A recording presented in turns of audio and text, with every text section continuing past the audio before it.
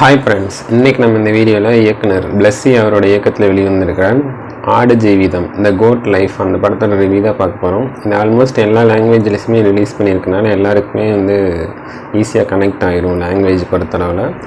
But படத்தோட கதைக்கு போகிறதுக்கு முன்னாடி ஒரு முக்கியமான விஷயம் என்னென்னா, இது எல்லாருக்குமான படம் கிடையாது. நீங்கள் ஒரு என்டர்டெயின்மெண்ட்டை எதிர்பார்த்துட்டு அந்த மாதிரி ஒரு கமர்ஷியலான மூவி அந்த மாதிரிலாம் எதிர்பார்த்துட்டு போனீங்கன்னா அவங்களுக்கான படம் இது கிடையாது.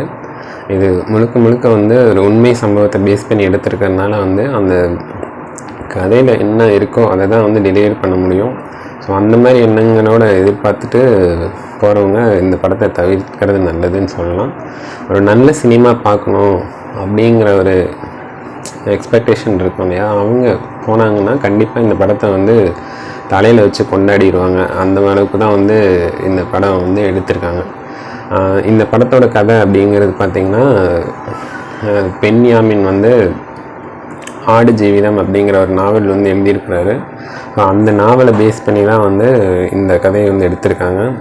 பிளஸ்ஸி கிட்டத்தட்ட 2009 ஒர்க் அவுட் பண்ணி ப்ரொடியூசர் சர்ச் பண்ணி அதுக்கப்புறம் 2015 அந்த டைமில் ப்ரொடியூசர் கிடைக்கிறாங்க. அதுக்கப்புறம் 17-18 ஷூட்டிங் ஷெட்யூல் பண்ணி கிட்டத்தட்ட ஒரு 6-7 வருஷம் ஸ்ட்ரகிள் பண்ணி எடுத்திருக்காங்க.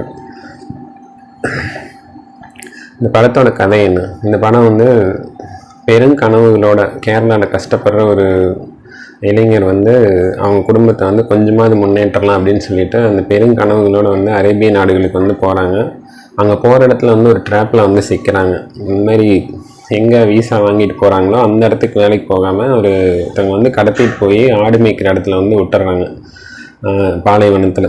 நம்ம விளையாட்டாக சொல்லுவோம், துபாயில் என்ன மச்சான் ஆடு மேய்க்கிறியா ஒட்டகை மேய்க்கிறியா அப்படின்ட்டு. இந்த படத்தை பார்த்ததுக்கப்புறம் கண்டிப்பாக நம்ம விளையாட்டு கூட யாரையுமே அந்த மாதிரி நம்ம கேட்க மாட்டோம். ஏன்னா அந்த மாதிரி போய் சிக்கிறவங்க என்ன மாதிரியான கொடுமைகளுக்கு ஆளாகிறாங்க அப்படிங்கிறது இங்கே நீங்கள் பார்த்தீங்கன்னா, இந்த படத்தை பார்த்தீங்கன்னா தெரியும். இது ஒரு சர்வைவல் படம். சர்வைவல்னால் அங்கேருந்து எப்படி உயிரை காப்பாற்றிட்டு தப்பிச்சு வராங்க அப்படிங்கிறது. இதுக்கு முன்னாடி இந்த டோனில் படங்கள் இருந்தாலும் இது முழுக்க பாலைவனத்தில் போய் ஆடு மேய்க்கிறவங்களோட கஷ்டம் என்ன அப்படிங்கிறத வெட்ட வெளிச்சமாக காமிக்கக்கூடிய படம். அதனால் இதுக்கு முன்னாடி இந்த மாதிரி படங்கள் பார்த்துருந்தாலும் இது கண்டிப்பாக டிஃப்ரெண்ட்டாக இருக்கும். ஏன்னா அதாவது நம்மளை மாதிரி இப்போ நம்ம மாதிரி இங்கேருந்து போகிறவங்க எத்தனை நாள் கிடக்குது அப்படிங்கிறதே தெரியாமல் அப்படியே உருமாறி அதெல்லாம் சொல்லவே முடியாது. நீங்கள் பாருங்கள், படம் போய் பார்த்தீங்கன்னா தெரியும். அவங்களுக்கே அடையாளம் தெரியாது, அந்த அளவுக்கு உருமாறி போயிருப்பாங்க. குடிக்கிறதுக்கு மட்டும்தான் அங்கே தண்ணி, வேறு எதுக்கும் குளிக்கிறதுக்கும் வேறு எது இயற்கை உபாதையை கழிச்சா கழுவுறதுக்கும் அந்த மாதிரி எதுக்குமே தண்ணி கிடையாது. அந்த மாதிரி ஒரு சுச்சுவேஷனில் வருடக்கணக்காக போயிட்டுருக்கோம். தப்பிக்கிறதுக்கு 2-3 முறை ட்ரை பண்ணும்போது ஏற்கனவே அங்கே இருந்தவனை சுட்டு கொண்டிருப்பாங்க. அதுக்கு பயந்துட்டு தப்பிக்கிறதுக்கு சான்ஸ்க்காக வெயிட் பண்ணிகிட்டு இருப்பாங்க. இது அங்கே போய் சேர்கிற அந்த கேப்பில் ஸ்டார்டிங் டைமில் இந்த மாதிரி சிக்கிட்டோமே அப்படின்ட்டு அப்பப்போ ஃபேமிலி நினச்சி பார்ப்பாங்க. அந்த நினச்சி பார்க்கும்போது இந்த ஃபேமிலி ஃப்ளாஷ்பேக்லாம் கொஞ்சம் ஸ்டார்டிங்கில் அதெல்லாம் போயிட்டுருக்கு. இதே ஒரு ஹாலிவுட் மூவியாக இருந்துச்சு அப்படின்னா இந்த ஃபேமிலி சென்டிமெண்ட்டு இந்த மாதிரி இதெல்லாம் காட்ட மாட்டாங்க. இது ஒரு இந்தியன் சினிமா அப்படிங்கிறதுனால ஃபேமிலியிலேருந்து தான் நாங்கள் போகிறாங்க. ஸோ அதனால் அந்த ஃபேமிலி சீன்ஸ்லாம் இருக்கனால படம் கொஞ்சம் லென்த்தாக போகிறத தவிர்க்க முடியல. அந்த மாதிரி போய் ட்ராப்பில் சிக்கிட்டு இருக்கிறவங்க அதுக்கப்புறம் அப்படியே போயிட்டுருக்கு. அதே மாதிரி 8 மாதம் கர்ப்பிணியாக இருக்காங்க. அவர் அந்த அரேபியன் கண்ட்ரிக்கு போகிறப்ப அப்போ பையன் பிறந்தா நஃபீல் அப்படின்னு பேர் வைக்கணும்னு சொல்லிட்டுலாம் சொல்லிகிட்டு இருப்பாங்க. அங்கே போய் அந்த ஆடுகளில் சிக்கிட்டு இருக்கும்போது அந்த ஆடுகளுக்கும் ஒவ்வொன்றுக்கும் பேர் வச்சுருப்பாங்க. அதில் ஒரு குட்டி ஆடுக்கு அந்த நபீல் அப்படிங்கிற பேரை வச்சு அவர் கூப்பிட்டுருப்பார். அந்த ஆடு பிறக்கிறப்ப அங்கே அவருக்கு குழந்தை பிறந்திருக்கும் அப்படிங்கிறதெல்லாம் நினச்சி பார்த்து ஒரு ஃபீல் பண்ணிவிட்டு அந்த ஆடுகளோட ஒரு ஆடாகவே மாறி வாழ்ந்துட்டுருப்பார். அப்படி தான் அவர் சர்வைவல் ஆகிட்டு இருப்பார், வாழ்க்கையை நடத்திட்டு இருப்பாங்க.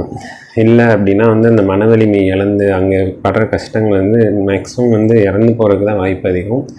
வாழணுங்கிற ஒரு புள்ளியிலையாவது அந்த ஒரு ஆசை இருக்கிறவங்களால மட்டும்தான், ஆசைனா அந்த இங்கேருந்து தப்பிச்சு போகணும், குடும்பத்தை பார்க்கணும், வாழணும் அப்படிங்கிற அந்த புள்ளி நினைச்சு இருக்கவங்களால மட்டும், அந்த மன வலிமை இருக்கவங்களால மட்டும்தான் அங்கேருந்து மீண்டு வர முடியும் அப்படிங்கிறது தான் இந்த கதை மூலமாக நம்ம தெரிஞ்சுக்கிறது. அதே அந்த ஆடுகளோட அவர் நல்ல சகஜமாக பழகிட்டு இருப்பார். அங்கே அவருக்கு இந்த காம உணர்வுகள் வரும்போது வந்து அந்த ஆடுகளோடையே வந்து அந்த மாதிரிலாம் இருக்கிற மாதிரி வந்து நாவலில் இருக்கும். பட் இது வந்து படத்தில் வந்து அது காமிக்கல. இதே வந்து ஹாலிவுட்னால் கண்டிப்பாக அந்த சீன்லாம் வச்சுருப்பாங்க. ஏன்னா அது வந்து ஒரு கையறு நிலை, இயலாமை தான் வந்து எடுத்து காட்டுற மாதிரி இருக்கும். இந்த படத்தோட டெக்னிக்கல் டீம் வந்து நம்ம ரொம்பவே பாராட்டி ஆகணுங்க. ஏஆர் ரஹ்மான் வந்தோட பிஜிஎம் வந்து அந்த பெரியோனே ரஹ்மானே அந்த சாங் வந்து அதோட பிஜிஎம் வந்து கண்டினியூஸாக படத்தில் அந்த பாலைவனத்தில் நகர்ந்து போகிறப்போ வந்துகிட்டே இருக்கும். அவங்க ஹஸ்பண்ட் அண்ட் ஒய்ஃபில் ஒரு ரொமான்ஸ் சாங் இருக்குது, அது வந்து ஓகே கேட்குற மாதிரி சூப்பரான சாங்காக இருக்குது. இந்த பாலைவனத்தில் வந்து அவங்க தப்பிச்சு போக சான்ஸ் கிடைச்சி அவங்க வராங்க. பாலைவனத்தில் போயிட்டு இருக்கும்போது வந்து பார்த்திங்கன்னா அந்த பாலைவனத்தில் நம்ம நடந்து போயிட்டு இருக்கிற மாதிரி இருக்கும், நமக்கு தாகம் அடிக்கும். அந்த படத்தோட ஓப்பனிங் ஷாட்டே வந்து இந்த ஒரு தண்ணி குடிக்கிற மாதிரி சீன் தான் வந்து ஸ்டார்ட் ஆகும். அதே இன்டர்வல் பிளாக்கில் அது வரும்போது வந்து நமக்கு தாகமாக இருக்கும். அந்த மாதிரி ஒரு ஃபீல் கொடுக்கும் அந்த பாலைவனத்தோட சூடு, அந்த வெப்பம். அந்த பாலைவனத்தில் வந்து செகண்ட் ஹாஃபில் வந்து தப்பிக்கிற சான்ஸ் கிடைக்கிறதுக்கு அந்த சோமாலியாவிலேருந்து ஒரு ஜிம்மி அவர் பேர், அவர் நடிச்சிருக்கிறாரு. அவர் வந்து தேவதூதர் மாதிரி இவங்களை காப்பாற்றுறதுக்காகவே அந்த பட்டிக்கு வந்து சேர்கிற மாதிரி அங்கேருந்தும் எல்லாம் எஸ்கேப் ஆகிறாங்க. இந்த பிருத்திவிராஜ் கூட வந்து இன்னொரு பையன் வந்து நடிச்சிருப்பாப்புல, அவர் பேர் வந்து ஜிஆர் கோபால் அப்படின்னு நினைக்கிறேன், ஹக்கிங்கிற கேரக்டரு. அந்த பையன் கொஞ்சம் வசதியான பையன் தான், வெளிநாட்டு வேலை எக்ஸ்பீரியன்ஸ்க்காக தான் கூட வருவான். ஆனால் வந்து இங்கே இவர் ஒரு பட்டியில் அவர் ஒரு பட்டியில் மாட்டிக்குவாங்க. அந்த பையன் பாலைவனத்தை கடந்து வர வழியில் வந்து தண்ணி தாகம் பசி இதனாலேயே வந்து இறந்துடுவான். மன வலிமை இருக்காது தாக்கு பிடிக்கிறதுக்கு, அதனால் இறந்துடுவாங்க. அந்த மாதிரி திக்கு திசை தெரியாமல் போயிட்டு இருக்கிற இடத்துல வந்து ஒருத்தர் இறந்துட்டாங்கன்னு அப்புறம் என்ன பண்ணுறது, அப்படியே விட்டுட்டு அடுத்து என்ன அப்படிங்கிறத மூவ் பண்ணி போகணும். அந்த மாதிரி போகிறப்ப வந்து பாலைவனத்தில் வந்து பாம்புகள் இருக்கும், அதெல்லாம் காமிச்சிருக்காங்க. அது நல்லாயிருக்கு. அது ஒன்ஸ் அது கடிச்சிது அப்படின்னா சீக்கிரமாக ஒரு 10 நொடிகளுக்குள்ளேயே வந்து இறக்கிறதுக்கான விஷம் வந்து அந்த பாம்பில் இருக்கும். அது அப்போ கூட வந்து அவர் ஆடு மேய்ச்சிட்டு இருக்கார் இல்லையா, அந்த பட்டிகளுக்குள்ளேயும் அது இருக்க தான் செய்யும். ஆனால் நிறைய நேரம் அவர் தரையில் தான் படுத்துவார். ஆனால் அவரோட விதி வந்து எப்போவுமே வந்து பாம்பு அவரை தீண்டினதே கிடையாது. இந்த தப்பிச்சு வர்றப்போவும் ஒரு இடத்துல கும்பலாக பாம்புகள் வரும், அப்போ கூட அவரை தீண்டாது. அதான் அது சர்வைவல் ஆகணும் அப்படிங்கிறது அவரோட ஃபேட். அதனால் அவர் அங்கேருந்து வராங்க. ஒரு இடத்துல தண்ணி இருக்கிற இடத்த பார்க்குறாங்க. பள்ளி வந்து பாலைவனத்தில் போயிட்டுருக்கோம். அது அந்த ஜிம்மியை பார்க்கும்போது வந்து இங்கே பக்கத்தில் தண்ணி இருக்குது அப்படிங்கிறத ஃபீல் பண்ணிவிட்டு அங்கே போய் தண்ணி குடிக்க போகிறப்ப குடிக்க விடாமல் தடுக்கிறாரு. அதெல்லாம் வந்து சில டெக்னிக்கல் டீட்டெயில் இருக்குது.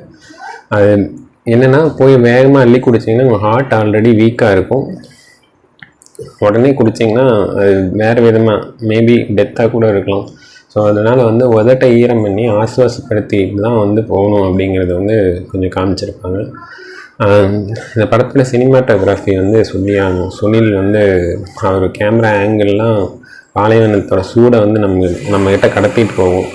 நம்ம காலில் வந்து அந்த சூடு அவருக்கு வர கொப்பளம் வந்து நம்ம காலில் இருக்கிற மாதிரிலாம் இருக்கும். இந்த மாதிரி டெக்னிக்கல் டீம் வந்து அவ்வளோ ஒரு சூப்பர். படத்தோட எடிட்டிங் வந்து ஸ்ரீகர் பிரசாத். அதான் அந்த ஃபேமிலியோட போர்ஷன்லாம் கொஞ்சம் இன்னுமே ட்ரிம் பண்ணியிருக்கலாம் அப்படின்னு தோணுது. மேக்ஸிமம் அவங்கள காட்டாமையே கூட இருந்திருக்கலாம். ஃபோன் காலில் பேசுகிற மாதிரி அந்த மாதிரி இருந்திருந்தால் இன்னும் அந்த படத்தோட லென்த்தை வந்து இன்னுமே கம்மி பண்ணியிருந்திருக்கலாம். கிட்டத்தட்ட ஒரு 2 மணி நேரம் 20 நிமிஷம் மேக்ஸிமம் இது முடிச்சிருந்தாங்கன்னா நல்லா இருந்திருக்கும். ஒரு 2 மணி நேரம் 50 நிமிஷங்கிறதுனால கொஞ்சம் லென்த்தியாக போகிற மாதிரி ஒரு ஃபீல் வந்து வர்றதை வந்து தடுக்க முடியல. ஓவரால் இந்த படத்தோட வந்து பிருத்திவிராஜோட ஆக்டிங் வந்து நீங்கள் பார்த்தீங்கன்னா அவுட்ஸ்டாண்டிங் பெர்ஃபார்மன்ஸு. இது வரைக்கும் அவர் லைஃப் டைம் பெஸ்ட்டு ஒரு மூவி கொடுத்துருக்காரு அப்படிங்கிறத சொல்லி ஆகணும். டைரக்டர் பிளஸ்ஸியோட 16 வருஷ தவத்தை வந்து இறக்கி வச்சுட்டாங்க. கண்டிப்பாக இது நல்ல சினிமா ரசிகர்களுக்கான ஒரு தீனி அப்படின்னே சொல்லலாம். அங்கே சாப்பிட கிடைக்கிற அந்த விஷயங்கள் ஆகட்டும், அதெல்லாம் நீங்கள் பார்த்தீங்கன்னா தெரியும். அதை நம்ம ஏற்கனவே சொன்ன மாதிரி இனிமேல் விளையாட்டாக கூட யாரையுமே வந்து ஒட்டகை மேய்க்க போறியா, ஆடு மேய்ச்சிட்ருக்கியா, ஆடு மேய்க்க போறியா அப்படின்லாம் வந்து நம்ம கேட்கவே மாட்டோம்.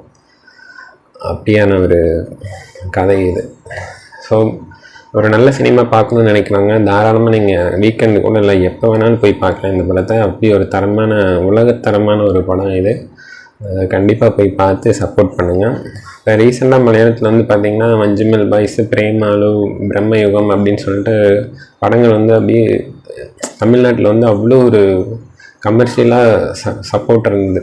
இந்த மாதிரி படங்களுக்கும் வந்து நல்ல ஒரு சப்போர்ட் இருந்தது அப்படின்னா வந்து இந்த மாதிரி கதைகள் வந்து திரைக்கு வரதுக்கு வந்து நிறைய சான்சஸ் இருக்குது. நல்ல சினிமா ரசிகர்கள் வந்து கண்டிப்பாக சப்போர்ட் பண்ணுவாங்கிறதுல மாற்று கருத்து இல்லை. மற்ற கமர்ஷியலு என்டர்டெயின்மெண்ட் இந்த மாதிரி எதிர்பார்த்து போகிறவங்க கொஞ்சம் பொறுமை காத்தீங்க அப்படின்னா வந்து ஒரு உண்மை சம்பவத்தை பார்த்துட்டு வந்த ஒரு திருப்தி வந்து உங்களுக்கு கிடைக்கும். அதில் எந்த டவுட்டும் இல்லை. அமலா பால் அவங்க கொடுத்த கேரக்டர் வந்து ஒய்ஃப் கேரக்டர் வந்து அவ்வளோதான். அவங்க அதான் நான் சொன்ன மாதிரி அவங்க போர்ஷன்லாம் வந்து கட் பண்ணியிருந்தால் படத்தோட லென்த்து குறைக்கிறதுக்கு வந்து கொஞ்சம் ஹெல்ப்ஃபுல்லாக இருந்திருக்கும். இது இந்தியன் சினிமாங்கனால ஃபேமிலி டச் இருக்கணுங்கிறதுக்காக அதை வச்சுருக்காங்க அப்படிங்கிறத உணர முடியுது. ஒரு நல்ல உலகத்தரமான ஒரு சர்வைவல் மூவி பார்க்கணுன்னு விரும்புகிறவங்க கண்டிப்பாக போய் பார்க்கலாம். மீண்டும் இதே மாதிரி ஒரு அருமையான திரைவிமர்சனத்தில் சந்திக்கலாம். தேங்க்யூ.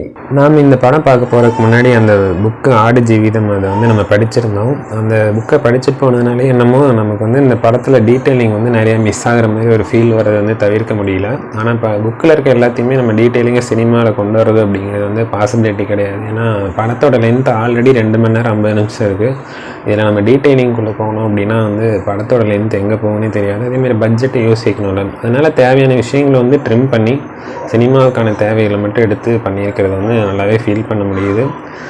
இந்த புக்கை படிச்சுட்டு அந்த புக்கில் இருக்க கதைக்கு வந்து நான் ஒரு ரிவ்யூ வீடியோ போட்டிருக்கேன். அதோட லிங்க் டிஸ்கிரிப்ஷனில் இருக்குது. உங்களுக்கு டைம் இருக்கும்போது பாருங்கள். நிச்சயமாக உங்களுக்கு ஒரு ஃப்ரீ டைம் வந்து இருக்குது அப்படின்னா இந்த புக்கை வாங்கி படிங்க. ஆடு ஜீவிதம் அப்படிங்கிறது தமிழ்லேயே கூட அவைலபிள் இருக்குது. அந்த புக்கை படித்தீங்கன்னா அந்த புக்கு உங்களை பாலைவனத்துக்கு கடத்திட்டு போயிட்டு திரும்ப அங்கே கூட்டிகிட்டு வரும் அப்படிங்கிறத வந்து கண்டிப்பாக உங்களால் எக்ஸ்பீரியன்ஸ் பண்ண முடியும். இந்த படத்தில் சொல்லாத நிறைய விஷயங்கள் வந்து இந்த புக்கில் இருக்குது. டைம் இருக்கும்போது கண்டிப்பாக படிங்க. டைம் இருக்கும்போது வீடியோவும் பாருங்கள். ஓகே.